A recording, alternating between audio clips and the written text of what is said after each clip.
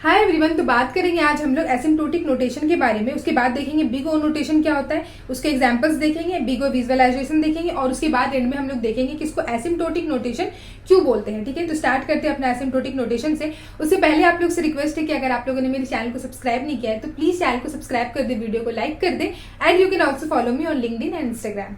Okay, तो start करते हैं एसिम्प्टोटिक नोटेशन से। देखो, एसिम्प्टोटिक नोटेशन की यहाँ पे कुछ डेफिनेशन मैंने यहाँ पर लिख करके रखी हुई है, तो इसको समझने की कोशिश करते हैं कि ये होता क्या है। तो एसिम्प्टोटिक नोटेशन जो है, यहाँ पर हम लोग बेसिकली क्या चाहते हैं कि हमारा प्रॉब्लम है और उसका सॉल्यूशन है। हमारे पास सॉल्यूशन भी है अपने प्रॉब्लम का, लेकिन हम चाहते हैं कि उस सॉल्यूशन को कंप्यूटर एग्जीक्यूट करे।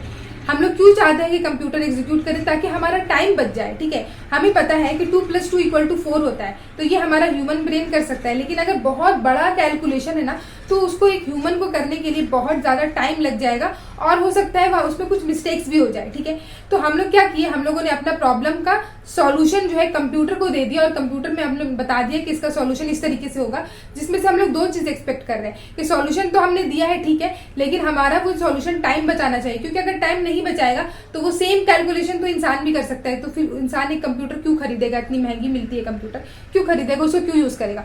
तो टाइम बचाने के लिए। ठीक है, तो क्या है हमारे पास, बेसिकली हमारे पास एक प्रॉब्लम है।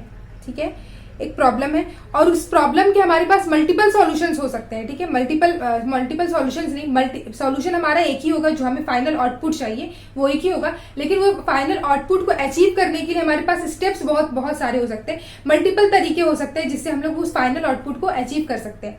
तो उसको हम लोग क्या बोलते हैं? एल्गोरिदम। एल्गोरिदम होता है स्टेप बाय स्टेप प्रोसेस किसी भी प्रॉब्लम को सॉल्व करने का। तो इस प्रॉब्लम को सॉल्व करने के लिए हमारे पास एल्गोरिदम A1 है, एल्गोरिदम A2 है और एक एल्गोरिदम हमारे पास A3 है। ठीक है, अब 3 एल्गोरिदम है। अब हम लोग तीनों एल्गोरिदम कंप्यूटर को नहीं बताएंगे, हम लोग को सॉल्यूशन चाहिए, एग्जैक्ट सॉल्यूशन। हम लोग चाहते हैं हमारा सॉल्यूशन मिल जाए, तो उसके लिए हम लोग क्या करेंगे, इन तीनों में से बेस्ट जो एल्गोरिदम होगा उसको चूज करेंगे।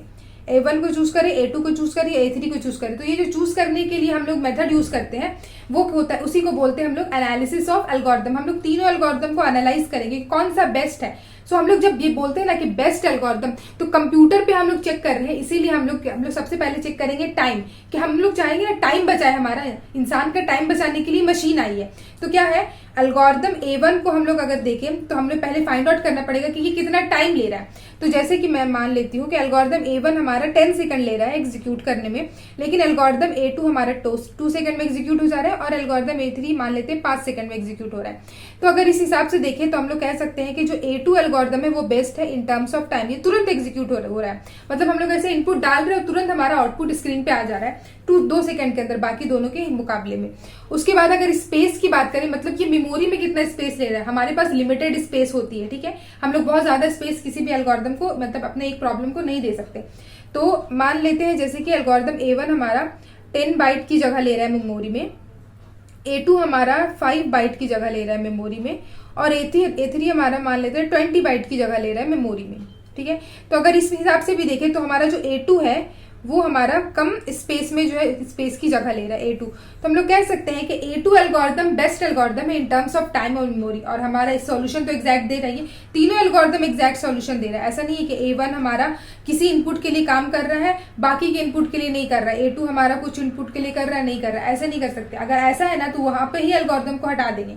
अगर A1 हमारा एल्गोरिदम किसी इनपुट के लिए काम कर रहा है, बाकी इनपुट के लिए काम नहीं कर रहा है, तो इसका मतलब वो वहीं पे फेल हो जा रहा है, उसको हटा दो, बाकी दो को कंपैरिजन करो। हम लोग कंपैरिजन हम लोग तभी करते हैं किसी एल्गोरिदम का जो हमारा सॉल्यूशन है, तीनों एग्जैक्ट सॉल्यूशन दे रहा है, सेम सॉल्यूशन दे रहा है सारे इनपुट के लिए, और सारे इनपुट के लिए एग्जीक्यूट हो भी जा रहा है। ठीक है, तब उस केसेस में हम लोग क्या करते हैं, टाइम और स्पेस मालूम करते हैं कि कौन सा एल्गोरिदम बेस्ट है। अब देखो, ये जो मैंने कहा कि 2 सेकंड 5 सेकंड, तो इसको जब हम लोग कहते हैं ना इस चीज को कि ये जो 10 सेकंड A है और ये 10 सेकंड का बाइट है, ये A1 की कॉम्प्लेक्सिटी है। ठीक है, एल्गोरिदम A1 की कॉम्प्लेक्सिटी है 10 सेकंड की टाइम, ये ऊपर वाला है टाइम कॉम्प्लेक्सिटी और ये है स्पेस कॉम्प्लेक्सिटी।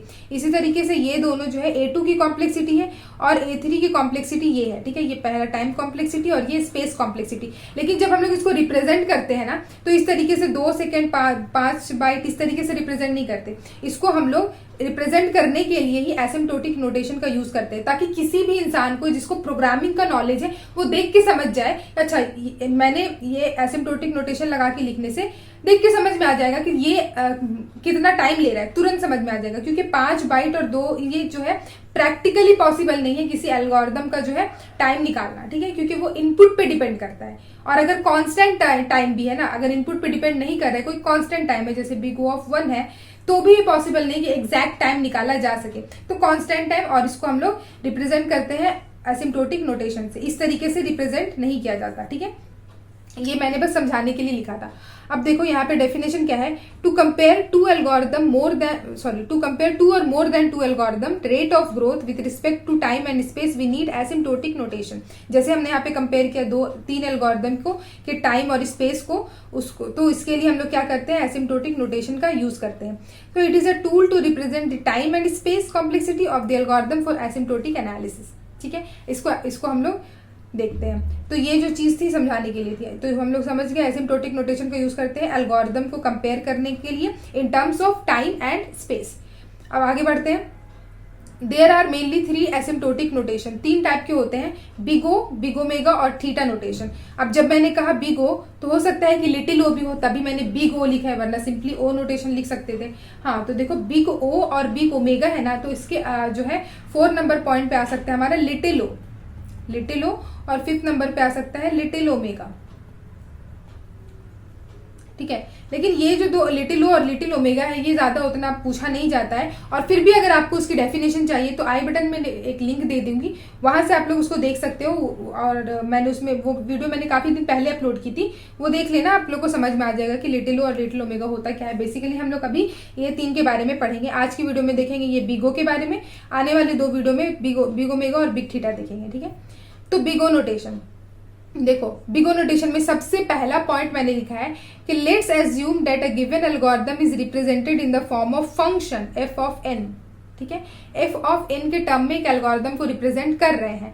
अब देखो, अगर यहाँ पे किसी को नहीं समझ में आ रहा है कि किसी एल्गोरिदम को हम लोग एक फंक्शन में किस तरीके से रिप्रेजेंट कर सकते हैं, ठीक है, तो ये देखो, ये जो n है ना, ये इनपुट साइज है, ये फंक्शन में रिप्रेजेंट कर सकते हैं, क्योंकि हमें क्या है ना, जब हम लोगों ने एल्गोरिदम लिख दिया तो वो यूजर पे डिपेंड करता है, ठीक है, कि यूजर कितना इनपुट डालेगा। अगर मान लो यूजर बहुत बड़ा इनपुट डाल दिया, तो हम लोग उस इनपुट के हिसाब से अपने एल्गोरिदम को एग्जीक्यूट करेंगे कि अच्छा इतना इनपुट डाला है तो इतना टाइम लेगा, कम इनपुट डाला है तो इतना टाइम लेगा। तो वो जो n है वो इनपुट साइज है, तो इसको हम लोग एक फंक्शन से रिप्रेजेंट कर सकते हैं एक एल्गोरिदम को, ठीक है। अगर ये फिर भी नहीं समझ में आ रहा है तो मैं फट से एक एग्जाम्पल लेती हूँ। अब देखो, मैंने यहाँ पर एक एग्जाम्पल लिया है, ये एल्गोरिदम है हमारा, बेसिक सा एल्गोरिदम है। इसमें क्या है, एल्गोरिदम सम, यहाँ पे एक एरे है और कॉमा देके n है। बेसिकली यहाँ पे जो वैल्यू है ये इनपुट है, ठीक है, और उसके बाद जो हमारा अंदर में कुछ एक्सप्रेशंस लिखे हुए हैं, कुछ स्टेटमेंट है, कुछ इंस्ट्रक्शन है, ठीक है। अब हमें ये फाइंड आउट करना है कि एल्गोरिदम कितनी बार रिपीट होगा, मतलब कितनी बार चलेगा, नंबर ऑफ आइटरेशन, ठीक है, नंबर ऑफ आइटरेशन। अभी टाइम और स्पेस के बारे में बात नहीं करी, बस इतना कि ये कितनी बार चलेगा। तो जब हम लोग यहाँ पर आएंगे ये एल्गोरिदम में, अच्छा ये जो ब्रैकेट वगैरह रहता है ना, ये सबको इग्नोर किया जाता है, ठीक है। इतना नहीं कि ब्रैकेट है तो वो कितना, वो सब कुछ नहीं, जो अंदर में इंस्ट्रक्शंस लिखे हुए हैं उस चीज पे ध्यान देते हैं। तो ये जो सम इक्वल टू 0 है वो कितनी बार एग्जीक्यूट होगा, एक बार, क्योंकि सम इक्वल टू 0 जैसे ही सम वेरिएबल उसमें 0 हो जाएगा, वो एक ही बार एग्जीक्यूट होगा, तो ये हुआ एक बार एग्जीक्यूट, ठीक है। उसके बाद हमारा है फॉर लूप। फॉर लूप के अंदर है i इक्वल टू 1 और i less than equal to n, i plus plus. अब ये 1 से लेकर के n तक चलेगा, हमें पता है, लेकिन एक्चुअली में ये n तक नहीं चलता है, n तक चलता है और ये अंदर वाला एग्जीक्यूशन, अंदर वाला स्टेटमेंट जो है एग्जीक्यूट करता है। लेकिन जो फॉर लूप होता है ना, वो हमारा हमेशा ही n+1 टाइम चलता है, ठीक है, n+1 टाइम चलता है, n टाइम चलेगा। और n टाइम जो है ये लूप क्या होगा ना, हमारा सेटिस्फाई करेगा, ये वाला स्टेटमेंट जो है करेक्टली सेटिस्फाई करेगा n टाइम्स, ठीक है। उसके और जैसे ये करेक्ट हो जाएगा तो ये अंदर वाला स्टेटमेंट भी क्या होगा, हमारा n टाइम्स चलेगा, ठीक है, अंदर वाला स्टेटमेंट भी n टाइम चलेगा। लेकिन जब n+1 टाइम रहेगा ना, तब हमारा सिर्फ ये वाला स्टेटमेंट, ये फॉर लूप चलेगा, लेकिन यहाँ पर ये जो स्टेटमेंट है ना, ये हमारा बता देगा रॉन्ग, तो ये अंदर वाला स्टेटमेंट जो है वो नहीं एग्जीक्यूट होगा। तो हमेशा जो फॉर लूप होता है ना, वो एक बार ज्यादा एग्जीक्यूट होता है अंदर वाले स्टेटमेंट के हिसाब से, ठीक है। तो ये n+1 बार एग्जीक्यूट होगा और ये n टाइम एग्जीक्यूट होगा, ठीक है। इस वाली चीज को ना हम लोग आगे के सेपरेट वीडियो में बनाऊंगी, उसमें भी एक्सप्लेन करूंगी। अभी के लिए बस इतना समझो, ये एक बार चलेगा, ये n+1 टाइम चलेगा, क्योंकि ये फॉर लूप है जो हमेशा एक बार ज्यादा चलता है, और अंदर की स्टेटमेंट जो है ट्रू हो जाएगी जैसे ये वाली कंडीशन, तो n टाइम्स चलेगी, ठीक है। तो कितना नंबर ऑफ आइटरेशन हुआ, यहाँ पे कितना नंबर ऑफ आइटरेशन हुआ, 1 पहला वाला, प्लस n+1 प्लस एन, ठीक है।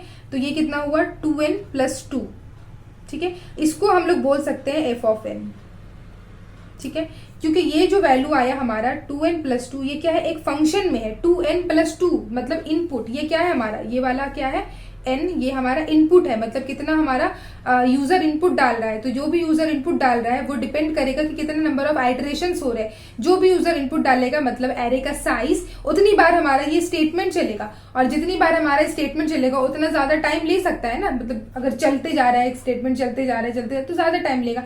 तो अभी के लिए इतना जानते हैं कि ये जो एफ ऑफ एन है, ये हम लोग एक एल्गोरिथम को फंक्शन में रिप्रेजेंट करते हैं, मतलब इस वाले एल्गोरिथम को हम लोग एफ ऑफ एन में रिप्रेजेंट कर दिए, ठीक है। अब इसको मैं अरेज कर देती हूँ। तो अब देखो यही चीज मैंने लिखा है कि let's assume the given algorithm is represented in the form of function, ठीक है, एक फंक्शन में रिप्रेजेंट कर दिए। So generally it is represented as F of N equal to big O of ji N. हम लोग बिग ओ पढ़ रहे हैं, तो हम लोग जैसे ही वो फंक्शन आए ना, वो एफ ऑफ एन, उस फंक्शन को हम लोग कह सकते हैं big O of ji of N, ठीक है। अब ऐसे ही नहीं कह सकते कि जो भी फंक्शन है सबको बिग ऑफ जी एन कह दे, उसका भी कंडीशन है, आगे देखेंगे।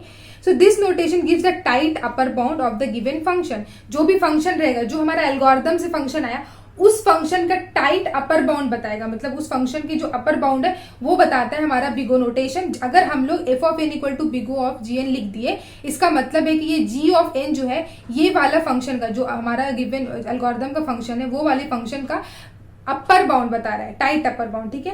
तो that means at the larger value of N the upper bound of F of N is G of N, ठीक है। लार्जर वैल्यू ऑफ एन क्यों बोले, क्योंकि एन क्या है, हमारा इनपुट है, जो भी नंबर ऑफ अभी साइज ऑफ ली एरे लिया था हमने। तो अगर क्या होगा ना कि अगर हमारा यूजर बहुत बड़ा नंबर दे देता है, ठीक है, क्योंकि हम लोग हमेशा बात करते हैं कि जब हम लोग कंप्यूटर पे काम कर रहे होते हैं ना, तो कंप्यूटर पे हम लोग छोटे नंबर के लिए काम नहीं कर रहे होते, क्योंकि छोटे नंबर के लिए काम करना है तो इंसान का दिमाग भी कर सकता है, उसके लिए पूरा सिस्टम लगाने की जरूरत नहीं है। तो क्या है कि जब हम लोग बड़े नंबर के लिए, मतलब इतना बहुत ही बड़ा नंबर के लिए करेंगे, तब हम लोग क्या कह सकते हैं कि larger value of N, upper bound of F of N is G of N, ठीक है। अब इस चीज का डेफिनेशन, जब बिगो की डेफिनेशन पूछी जाए तो ये नहीं लिखते हैं, बिगो की डेफिनेशन यहाँ पर ये है।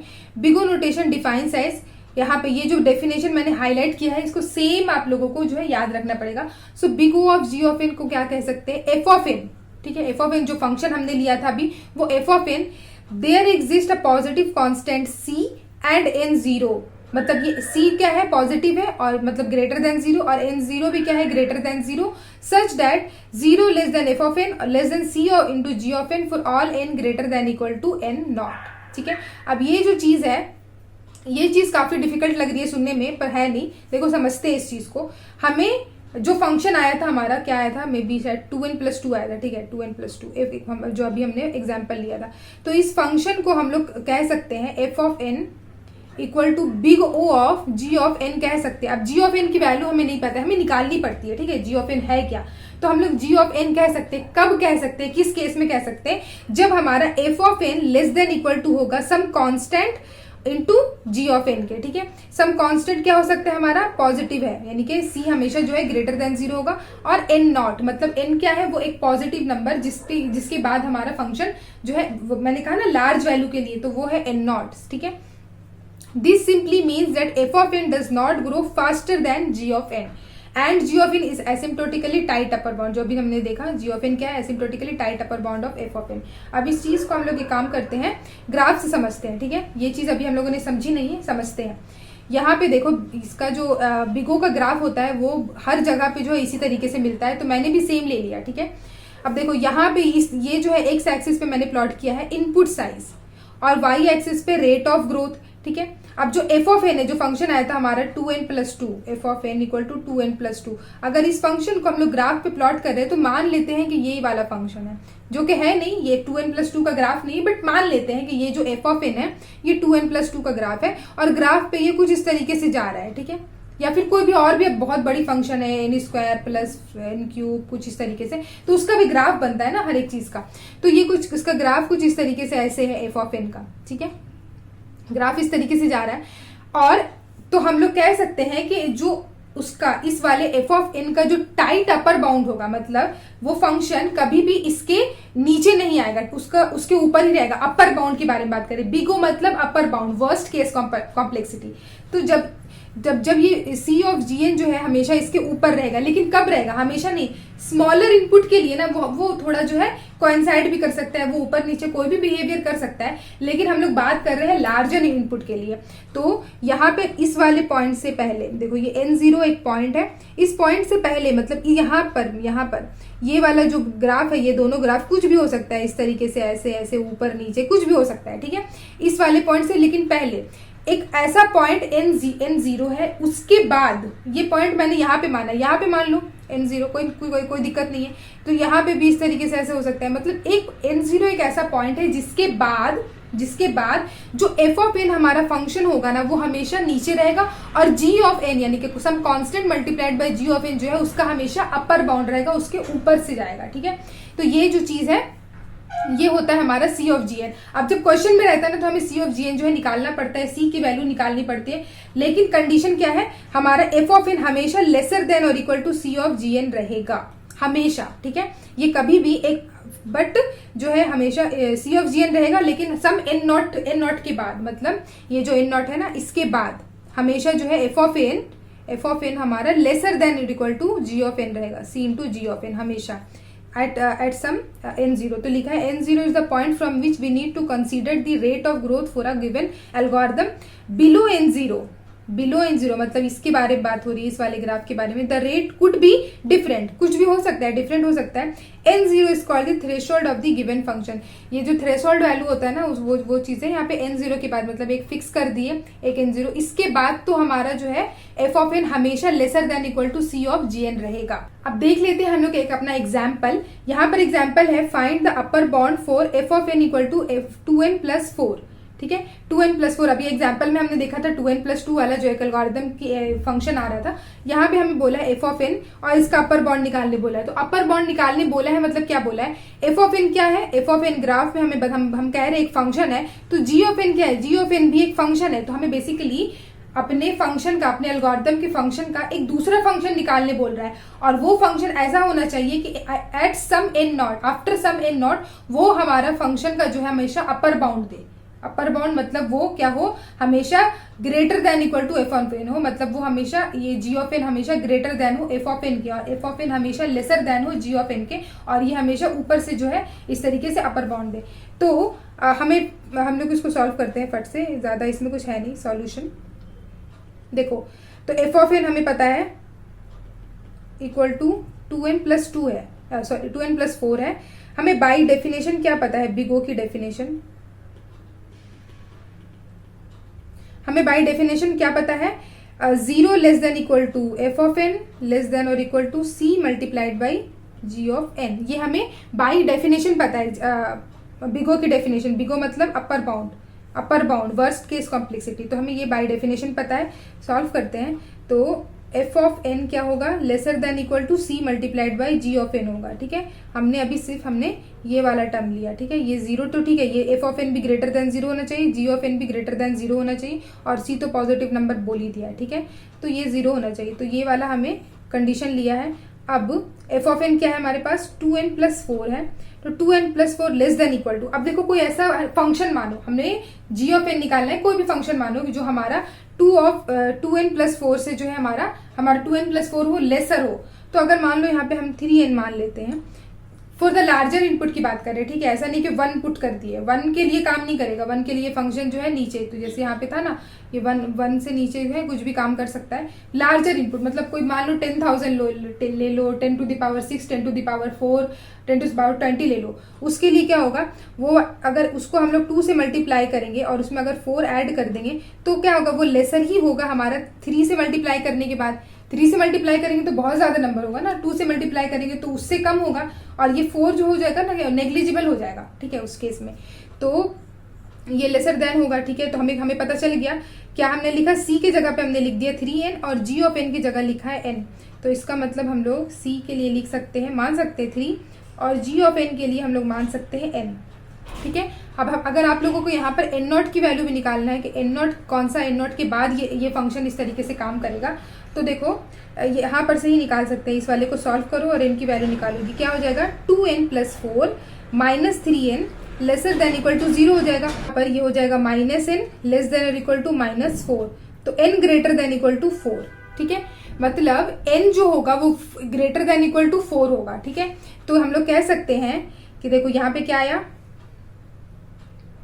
f of n is big O of g of n, हम लोग कह सकते हैं, हम लोग ये चीज को कह सकते हैं। जहां पे हमारा f ऑफ n हम लोग लिख सकते हैं is big O of g of n, क्या है हमारा n, g ऑफ n हमारा n आया है, तो हम लोग लिख सकते हैं f of n is big O of n, ये लिख सकते हैं।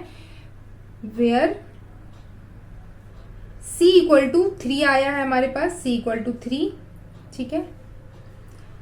n ग्रेटर देन और इक्वल टू 4 और n नॉट इक्वल टू 4, ठीक है। n नॉट इक्वल टू 4 मतलब क्यों लिखा ना, देखो n का तो ग्रेटर देन इक्वल टू होगा 4, मतलब कोई मतलब ये क्या है, n क्या है, इनपुट साइज है, n इनपुट साइज है, तो ये 4 से ग्रेटर देन के लिए जो है काम करेगा। मतलब हम लोग ग्राफ बना रहे हैं ना, मतलब 4 से ज्यादा वैल्यू के लिए ये चीज हमारा ये वाला कंडीशन हमारा सेटिस्फाई करेगा, ठीक है। लेकिन जो हमारा थ्रेशोल्ड वैल्यू रहेगा वो क्या रहेगा, मतलब स्टार्टिंग कहाँ से हो रहा है, ये क्या हो रहा है ना, ये तो इसके ग्रेटर से काम करेगा, लेकिन स्टार्ट कहाँ से हो रहा है, स्टार्ट 4 से होगा, तो इसीलिए n0 क्या है, हो जाएगा हमारा 4, तो ये होगा हमारा सॉल्यूशन। तो यहाँ पर बेसिकली ये चीज को समझने वाली है, छोटे इनपुट के लिए नहीं देखते, बड़े इनपुट के लिए देखते हैं। तो f of n equal to big O of n लिख सकते हैं, ठीक है। अब एक दूसरा एग्जाम्पल हम लोग लेते हैं और उसको सॉल्व करते हैं। यहाँ पर है find the upper bound for f of n equal to n square plus 1, ये भी काफी सिंपल सा है, इसमें भी अपर बॉन्ड निकालने बोला है, तो हम लोग को डेफिनेशन पता है, अपर बॉन्ड मतलब big O notation. So f of n equal to है हमारा n स्क्वायर प्लस 1, हमें पता है f of n less than equal to होना चाहिए c multiplied by some g of n के, f ऑफ n क्या है n square plus 1 less than equal to. अब कोई ऐसा यहाँ पे नंबर डालो जो इसके लेस देन इक्वल टू हो, अगर मैं यहाँ पे n स्क्वायर लिख देती हूँ सिर्फ, तो क्या होगा n square plus 1 less than equal to तो नहीं होगा, ये वाला नंबर हमें बड़ा लग रहा है, ग्रेटर देन के लिए काम करेगा। अगर मैं यहाँ पे 2 लिख देती हूँ तो शायद काम करेगा यहाँ पे लग रहा है बड़े नंबर के लिए। यहाँ पे सिर्फ क्या है, सिर्फ हमारा n है, लेकिन यहाँ पे 2n से मल्टीप्लाई किया, तो ये हमारा लेस देन इक्वल टू होगा 2n स्क्वायर के, ठीक है। ये कंडीशन सेटिस्फाई कर रहा है, तो मैंने c की जगह पे क्या लिख दिया 2 और g ऑफ n की जगह पे लिखा है n स्क्वायर, तो मतलब c इक्वल टू 2 आया हमारे पास, g ऑफ n की वैल्यू आया, मतलब जो फंक्शन है दूसरा फंक्शन उसकी वैल्यू आई है n स्क्वायर, ठीक है। अब अगर हमें वो n नॉट फाइंड आउट करना है कि कौन से n नॉट के बाद, तब देखो क्या हो सकता है, इसको बेसिकली सॉल्व करो, ये वाले को सॉल्व करो, क्या आएगा, n square plus 1 minus 2n square less than equal to 0, तो माइनस n स्क्वायर, ये 1 उधर जाएगा, less than equal to minus 1, तो n greater than 1, greater than और इक्वल टू 1। सो n जो है ग्रेटर देन और इक्वल टू 1 के लिए ये वाला चीज हमारा काम कर रहा है। इसका मतलब ये कंडीशन क्या है, ये कंडीशन सेटिस्फाई कर रहा है फॉर c एंड gn और ये n की वैल्यू के लिए। तो हम लोग क्या कर सकते हैं, हम लोग लिख सकते हैं कि f of n is big O of g of n, ये लिख सकते हैं। तो यहाँ पे f of n big O of g of n क्या है n स्क्वायर, तो n स्क्वायर लिख सकते हैं फॉर c इक्वल्स टू 2, उसके बाद n ग्रेटर देन और इक्वल टू 1 और n नॉट क्या होगा 1, मतलब स्टार्टिंग कहाँ से हो रहा है, 1 से स्टार्ट हो रहा है, और ये कंडीशन हमारा सेटिस्फाई कर जाएगा। तो ये हुआ हमारा अपर बाउंड वाला इसका, तो हम लोग इस फंक्शन को big O of n square कह सकते हैं, और ये होगा हमारी वर्स्ट केस कॉम्प्लेक्सिटी, ठीक है। अब इसको सॉल्व करने के बाद आप लोग को थोड़ा सा कंफ्यूजन आ गया होगा कि यहाँ पे हम लोग g ऑफ n को कुछ भी मान ले रहे हैं, ठीक है, कुछ भी मान ले रहे हैं, तो हाँ ठीक है यार, मान सकते हैं हम लोग इसको कुछ भी। तो यहाँ पे इसीलिए बात कर लेते हैं नेक्स्ट यूनिकनेस के बारे में। तो मैं एक एग्जाम्पल लेती हूँ यूनिकनेस में। तो देखो मैंने यहाँ पर एक और एग्जाम्पल लिया है, यहाँ पर मैंने लिया है f of n equal to 100n plus 5। इसको सॉल्व करते हैं, ठीक है। इसको सॉल्व करने के लिए क्या कर सकते हैं, जल्दी से सॉल्व करते हैं, ठीक है। तो ये हम लोग क्या कर सकते हैं, f ऑफ n होगा क्या हमारा, f of n lesser than equal to c into g of n होगा, ठीक है। g of n find out करना है, तो 100n प्लस 5, ये f of n lesser than equal to हम लोग लिख सकते हैं 100n प्लस n, ठीक है। ये 5 जो है प्लस 5 से मल्टीप्लाई करें लार्जर इनपुट के लिए, अगर n की वैल्यू हम लोग बहुत ज्यादा ले लेंगे तो ये हमारा कंडीशन सेटिस्फाई करेगा। यहाँ पे 5 है, यहाँ पे n है, तो ये कंडीशन हमारा सेटिस्फाई करेगा लेसर देन और इक्वल टू में, ठीक है। तो ये क्या हो सकता है हमारा, हो सकता है हमारा 100n plus 5 lesser than equal to 101n, ठीक है। तो c की जगह पे हम लोगों ने क्या लिया है, मान लिया 101, और g ऑफ n हो जाएगा हमारा सिर्फ और सिर्फ n, तो c इक्वल टू हो गया हमारा 101 और g ऑफ n होगा हमारा n, ठीक है, जी ऑफ एन होगा एन। अगर एन नॉट की वैल्यू को फाइंड आउट करें तो इस इक्वेशन को सॉल्व करके एन की वैल्यू निकालना होगा। तो देखो यहाँ पे क्या होगा, 100n plus 5 minus 101 n less than equal to 0। So minus 100 sorry यहाँ पे होगा माइनस करेंगे तो माइनस एन होगा लेसर देन और equal to -5। So N greater than और इक्वल टू 5। तो हम लोग कह सकते हैं F of N equal to big O of ji of N, यानी कि F of N is big O of ji of N. क्या है हमारा, एन। तो हम लोग इसको लिख सकते हैं big O of N where C equal to 101, ठीक है, और n greater than equal to 5 और n नॉट हो जाएगा हमारा स्टार्टिंग वैल्यू 5, मतलब 5 से स्टार्ट होगा, ठीक है। तो ये चीज हमारा इस वाले के लिए सही हुआ, c इक्वल टू 101 के लिए हमारा और n greater than equal to 5 के लिए सही हुआ। कोई दूसरा तरीका है क्या सॉल्व करने का? देखो एक और तरीका से मैं बता रही हूँ, ऐसे इसके अलावा ऐसा कर सकते हैं क्या कि हम लोगों ने लिया फिर से सॉल्व कर रहे हैं इसको, 100 plus 5 lesser than equal to कोई एक ऐसा फंक्शन डालो। अब यहाँ पे हम जो है 5n डाल देते हैं, ठीक है। यहाँ पे मैंने क्या किया था, ये वाली चीज़ों को मैंने less than equal to 100n plus n डाला था, जो कि हमारा लेस देन इक्वल टू होता है। यहाँ पे सिर्फ n की जगह 5n भी तो ले सकते हैं, ये 5n के लिए भी जो है ये ग्रेटर ही होगा और ये स्मॉलर होगा ना, ठीक है। तो ये मैंने ले लिया। अब क्या होगा, 100n plus 5 less than equal to 105n। तो c की वैल्यू यहाँ पर से आ जाएगी हमारी 105 और g ऑफ n की वैल्यू तो वही है, ठीक है, n, ठीक है। अगर हम लोग n की वैल्यू निकालेंगे, कौन सा थ्रेशोल्ड वैल्यू निकालने की कोशिश करें, तो क्या होगा यहाँ पे 100n plus 5 minus 105n less than equal to 0। तो यहाँ पे हो जाएगा -5n लेस देन और equal to -5। So n greater than equal to 1। तो हम लोग लिख सकते हैं एफ ऑफ n होगा हमारा big O of ji of n, क्या है, n है, n for c equal to 105, n greater than और इक्वल टू 1 और n नॉट इक्वल टू 1। तो दो सॉल्यूशन आया, एक सॉल्यूशन आया हमारे पास ये वाला और दूसरा सॉल्यूशन आया हमारे पास ये वाला। तो इसी चीज को मैंने समझाने के लिए बताया है यूनिकनेस, ठीक है। मतलब ऐसा नहीं कर सकते, मतलब ऐसा नहीं है कि आप लोग को जो है मैंने ये सॉल्यूशन बताया तो एग्जाम में जाके एकदम इसी को लिखेंगे तो सही होगा। ये चीज भी जो है हमारा चलेगा, c इक्वल टू 101 भी ले सकते हैं, 105 भी ले सकते हैं। हमें कोशिश क्या करनी है ना कि हम बस g ऑफ n पे ध्यान दें। जी ऑफ एन जो है हमारा, बस ये कंडीशन जो कोई सा भी वैल्यू के लिए, अगर ये वाला कंडीशन, मतलब ये जो कंडीशन है, अगर ये सेटिस्फाई कर जा रहा है फॉर सम कांस्टेंट और for some g of n, कोई फंक्शन के लिए, तो हम लोग उसको f of N equal to big O of ji of N कह सकते हैं। इस वाले वैल्यू से ये एन की वैल्यू n इक्वल टू 5 से भी, मतलब यहाँ पे n इक्वल टू 5 से भी जो है ये हमारा ग्रेटर अपर बाउंड दे रहा है, n इक्वल टू 1 से भी हमारा अपर बाउंड दे रहा है। हम क्या किए, यहाँ पे देखो, यहाँ पे मान लेते हैं ये 5 है और ये 1 है, ठीक है। तो हम कह रहे हैं कि 1 से जो हमारा है वो अपर बाउंड दे रहा है, कोई कह रहा है कि 5 से अपर बाउंड दे रहा है, कोई दूसरा कहेगा कि नहीं, या अगर यहाँ पर 5 से अपर बाउंड दे रहा है तो 10 से अपर बाउंड दे रहा है, 10 से, एट सम 10 की वैल्यू, तो 10 से तो देगा ही देगा। कोई दूसरा के बोलेगा कि 20 से अपर बाउंड दे रहा है, तो हाँ दे रहा है, अपर बाउंड दे रहा है, उस पर कोई एन नॉट की वैल्यू पे इफेक्ट नहीं होगा। सी की वैल्यू भी हम लोग कुछ भी ले सकते हैं, बट हमें बस ध्यान देना होगा कि ये सब जो है ग्रेटर देन 0 होना चाहिए, ठीक है, पॉजिटिव नंबर। तो यही था हमारा यूनिकनेस। यहाँ पे मैं एक लाइन लिख देती हूँ, तो मैंने यहाँ पे लिख दिया है कि there is no unique set of values of N not and C in proving the asymptotic bonds. N not और सी का जो है कोई यूनिक जरूरी नहीं है कि वो एक ही हो, यूनिक हो, ठीक है। हम लोग कोई यूनिक सेट नहीं है, तो ये चीज़ पे भी हम लोग देख सकते हैं, ठीक है। हम लोग ले सकते हैं कोई सा भी, बस कंडीशन सेटिस्फाई कर जाना चाहिए, ठीक है। उसके बाद बिगो विजुअलाइजेशन, यहाँ पर सॉल्व कर रहे थे ना हम लोग ने, तीन बार सॉल्व किया, 3 बार नहीं 4 बार सॉल्व किया, 1, 2 और ये 2 बार, मतलब 4 बार हम लोगों ने सॉल्व किया है। तो बहुत से लोगों को ये डाउट आ गया होगा कि यार मतलब हम लोग ले रहे हैं जैसे कि F of N equal to हमारे पास है n स्क्वायर, तो हम लोग कहेंगे कि कोई लेसर देन फंक्शन होना चाहिए, मतलब f of N less than equal to c into ji of n हमें करना है, ठीक है।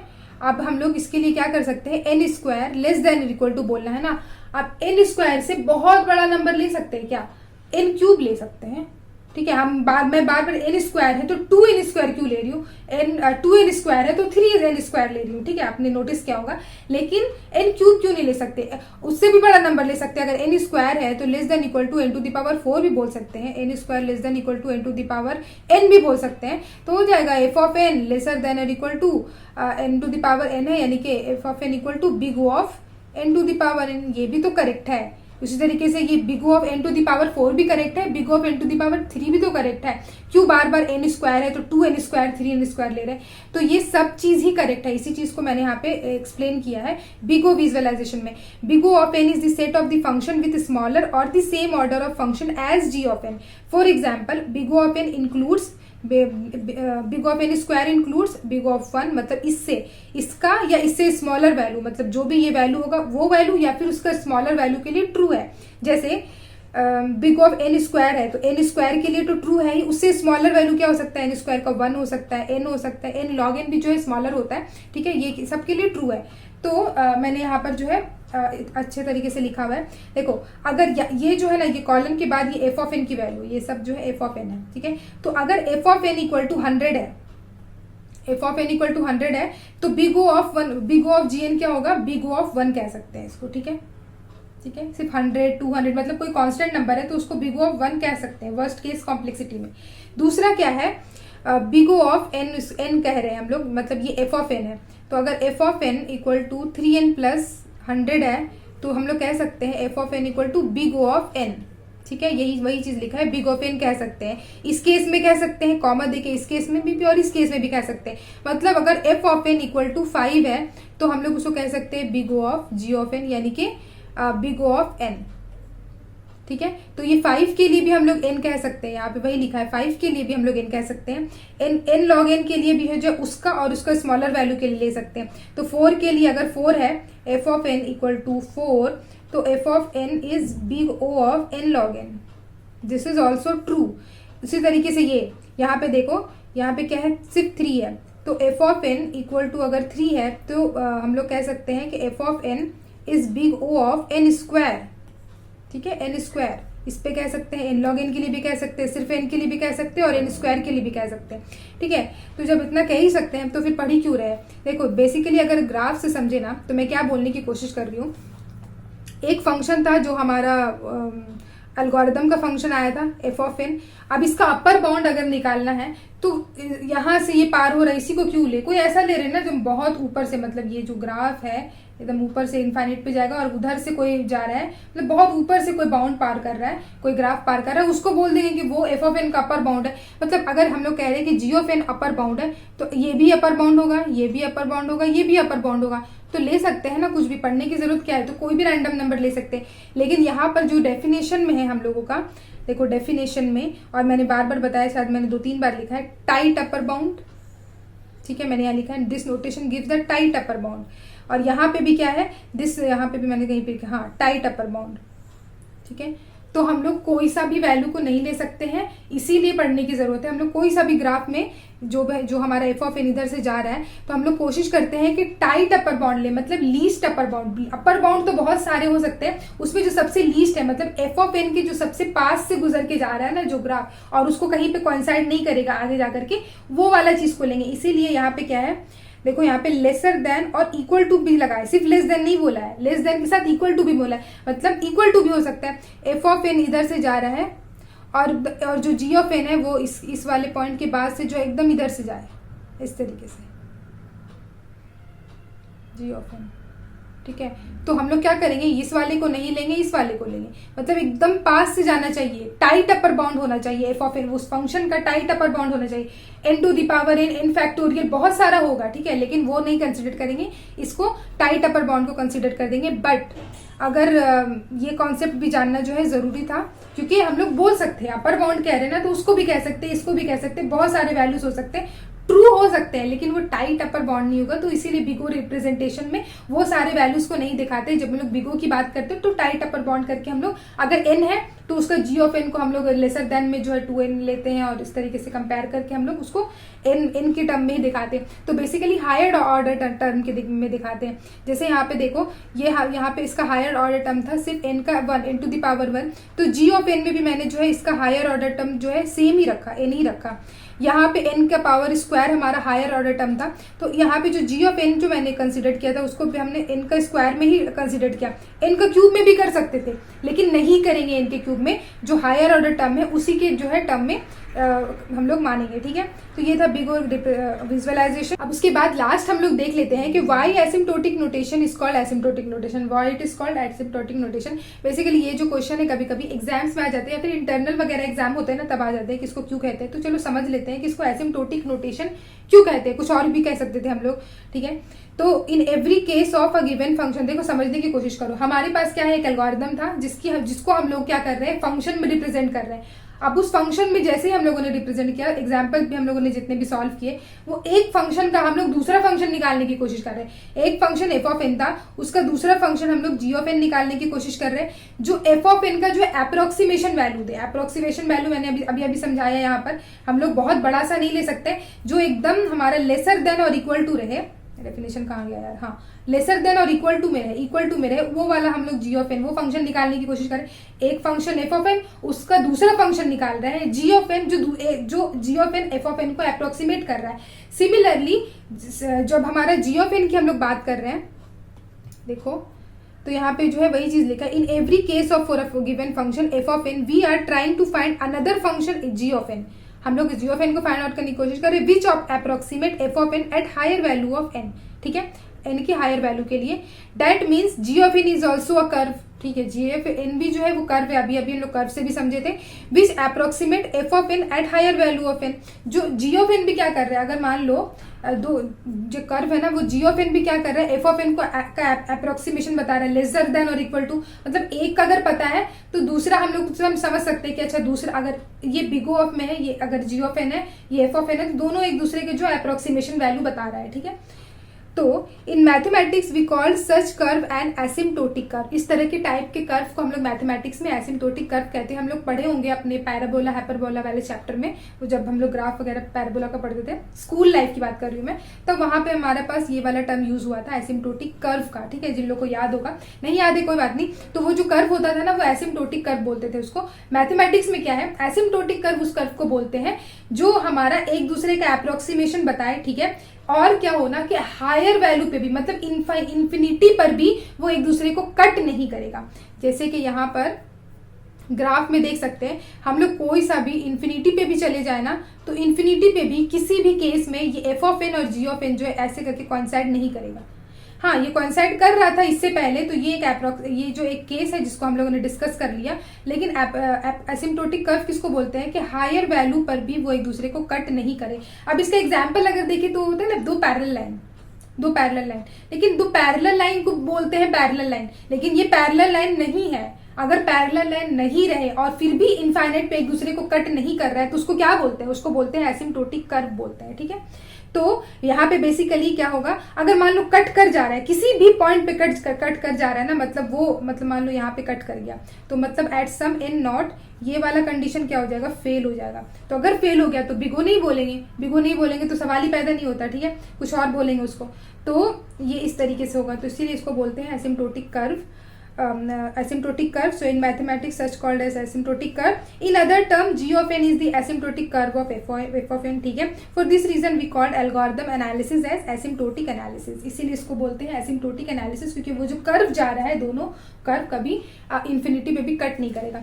सो गाइज, यही था आज का हमारा वीडियो। आप लोग मुझे यहाँ पे फॉलो कर सकते हैं। तो वीडियो अच्छा लगा हो तो प्लीज़ वीडियो को लाइक करना, और चैनल को सब्सक्राइब नहीं किया तो प्लीज़ चैनल को सब्सक्राइब कर देना। और आप लोग मुझे लिंक्डइन पे और इंस्टाग्राम पे भी फॉलो कर सकते हैं। Thank you so much guys for watching this video.